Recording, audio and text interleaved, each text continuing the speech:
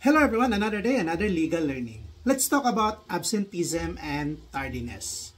Absenteeism and tardiness are considered administrative offense under Department of Education and the Civil Service rules with specific policies governing their monitoring, reporting, and penalties. Kano sa matawag ang usa ka DepEd employee habitually absent or habitually tardy? Habitually absent if the DepEd employee incurs unauthorized absences exceeding the allowable 2.5 days monthly leave credits for at least 3 consecutive months during the year. Habitually tardy if ang DepEd employee incurs tardiness regardless of the number of minutes 10 times in a month for 2 consecutive months. Another, unsay mga civil service guidelines that pertains to undertime and half-day absences. Civil Service Resolution number 101357, this is the guidelines pertaining to undertime.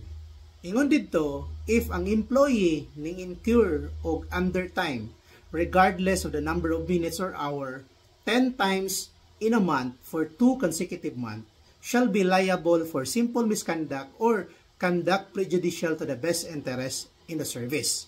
While Civil Service Resolution number 101358, nagsunod rin sila, states this is the guidelines for half-day absences. Ingon dito, if ang empleyado absent siya in the morning, considered siya as tardy na mo relate to the provision of habitual tardiness. While if ang empleyado mo absent siya during in the afternoon, considered siya as undertime na mo follow also sa provision for the undertime based on the civil service regulations.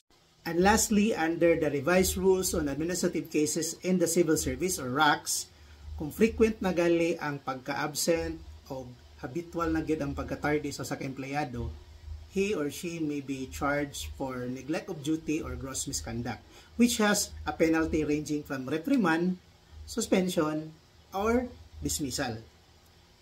I hope this video helped us learn more about the civil service rules on leaves or absences. And if you want to learn more videos pertaining to educational law, please follow, like, and share for more updates. Thank you for watching, and God bless.